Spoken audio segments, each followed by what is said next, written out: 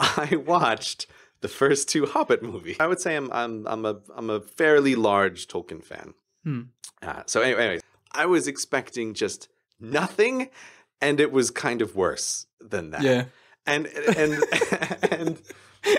people's I don't know. I felt there was when people tell you, boy, these movies feel really long. There's no way in words someone can explain to you how long they really feel. You have to experience this for yourself. Okay, so first of all, the first Hobbit movie opens up with the prologue. It's saying about what has happened with Smaug attacking the city. Yeah. It was fine for a few minutes, but I remember watching that scene, and even that, I remember thinking, if I was the editor here, I would have cut this down in half. I don't need all of these scenes of a dragon attacking the town. Yeah, we get it. We get it. There's fire, there's smoke. I get it. So in The Hobbit, after they do this exciting prologue, there is this scene between Bilbo and Frodo, which I'm watching, and it's a little... I had such a hard time placing where in the timeline of The Hobbit is this scene supposed to be taking place. It's sort of Bilbo's writing in his book, and he's saying, "Oh, Frodo, I've told you many things about my trip, but I haven't told you the entire truth of it." And Frodo sort of walks in, and they have this little discussion, and they're clearly preparing for something. And again, I'm a pretty big Tolkien fan. I know the timeline of things. It took me forever to figure out, when is this supposed to be happening? And then it's, oh, right, this is supposed to be happening on the same day in the Lord of the Rings film. This is Bilbo's birthday party that they're preparing for here. And already it's so confusing. You're going to start with this thing that happens on the same day in the previous movies, but there's no need for this whole scene. It doesn't need to be there. You could just completely cut it and nobody would notice. The exact reason it's in there is just so that you have Elijah Wood as Frodo for a few moments. Yeah. But so I'm looking at this scene, and again, immediately, I mean, maybe I was just a little bit slow here, but I was confused about when is this supposed to be taking place. Elijah Wood's in here. And there's this problem. Oh, God, there's this problem with Bilbo. Ian Holmes, the character, the actor who plays Bilbo, I believe he has to be 120 years old now. He is very old. And he is noticeably older than he was in the Lord of the Rings movies. And this is always a problem when you're filming sequels. This is just, or prequels, this is always what's going to happen.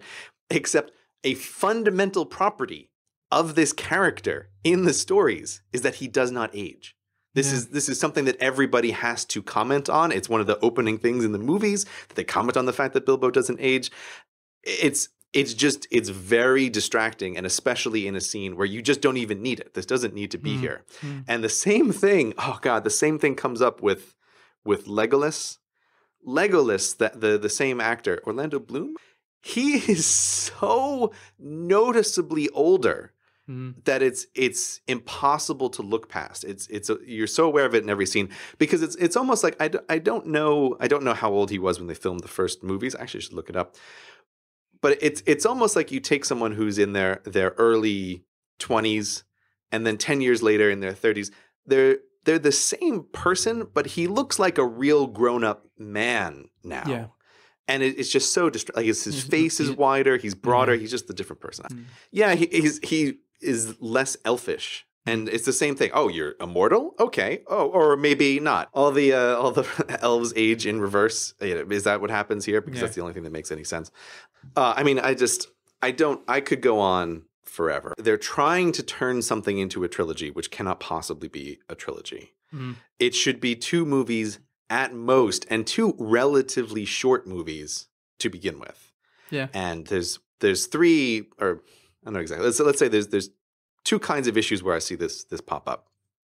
The first is I don't know how to put it. This was the thing that I could pick apart the movie forever, but if there's one thing that I found personally offensive in the movie, is the whole addition and expansion of the character of Radagast. Okay, so Gandalf is a wizard, and Radagast is, in the movie they show him as this nature wizard. He's the guy in the forest. Now, that this drove me crazy because in the original Hobbit books, there's none of this. If you've seen these movies, any scene where Radagast is in the movie, none of this happens in the original books. This is all brought in to extend the storyline and to make it bigger, and it doesn't make any sense in this whole world. It's like this character is supposed to be a wizard just like Gandalf. He's supposed to be a powerful magical wizard, and their introduction scene of him shows him not being able to fix a hedgehog who's sick.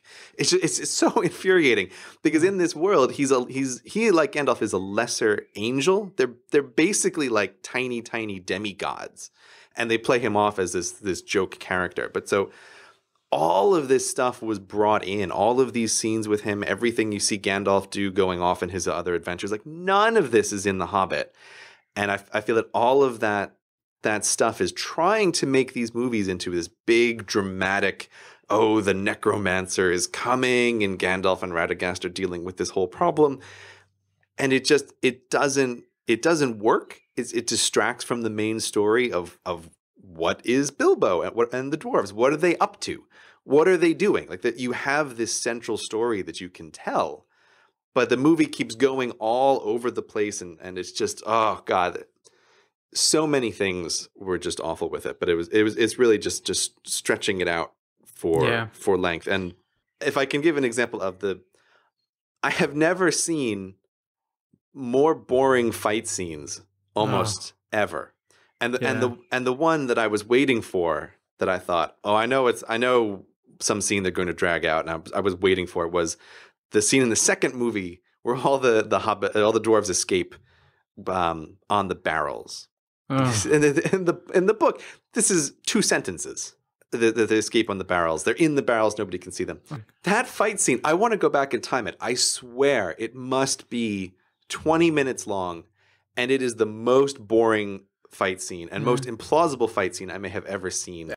Yeah, the thing that kills me about that one is just, I don't know. I don't know. You know what I feel sometimes, Bray? I want to be in a different life. I think I would want to be a second script writer in Hollywood. I couldn't write an initial script, but I think I could do a lot to improve existing scripts. One of the things with that scene that just drove me crazy is okay, so you have these three characters. There's the dwarves who are in the river, and then there are orcs and elves fighting on either side. The orcs are trying to kill the dwarves, and the elves are trying to kill the orcs, and maybe the dwarves as well. It's also unclear. But you see the elves just taking these just amazing, perfect shots every time and killing orcs by the hundreds, so it just gets completely boring. Yeah. But then as soon as the elves are trying to stop the dwarves, the main characters, they're protected by this main character magic in a movie that makes the elves suddenly incompetent every time they're trying to get hands on the dwarves. And you can't have it both ways, movies. Either the elves are amazing at everything they do, or they're not. They can't just be amazing when they're fighting the orcs. But that scene just went on for so long and was so boring. I couldn't believe it. The one shot that I really just rolled my eyes and thought, I cannot believe this, was Beaufort, the fat dwarf. He's in his barrel and he rolls off onto the side of the river and knocks down 100 orcs. And then there's also this weapons inconsistently. They're supposedly unarmed, but then he pops out of the barrel with 2 axes. I mean, I guess he got them from the orcs and chops down all the orcs. So he's on the side of the river in his little barrel. He breaks open the barrel and he's fighting all of these orcs. And then he jumps back into the river, into a waiting open barrel. Which, it's like, that just bothered me because they clearly showed that there was 1 barrel per dwarf. That dwarf just broke his barrel. He's jumped back into the river into a waiting open barrel. I could go on forever. You know what the worst is? I know I'm going to watch the next movie.